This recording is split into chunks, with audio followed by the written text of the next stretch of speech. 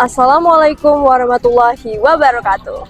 Alhamdulillahirabbil alamin wa bihi nasta'in wa ala umuri dunya waddin wa ala alihi washabihi ajmain amma ba'du. Perkenalkan, saya Karima Rizky Aisyah selaku wakil family SMA ITL Furqan Palembang ingin menyampaikan sedikit tausiah yang berjudul tentang Ramadan dan ketulusan ibadah.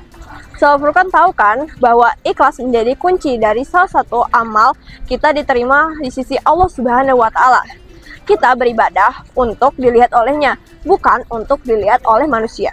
Seperti salah satu dari hadis yang berbunyi, Innama a'malu binniyat, yaitu segala amal kita bergantung pada niatnya.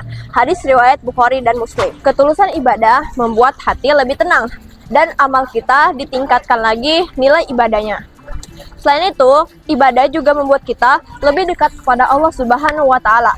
Maka dari itu, kita harus selalu berbuat ibadah, mau itu sholat, puasa, maupun sedekah, agar ibadah kita dapat diterima di sisi Allah Subhanahu wa taala. Semoga Ramadan ini membawakan berkah bagi kita dan pelajaran agar kita menjadi lebih baik untuk berlomba-lomba mendapatkan ridhonya Allah Subhanahu wa taala.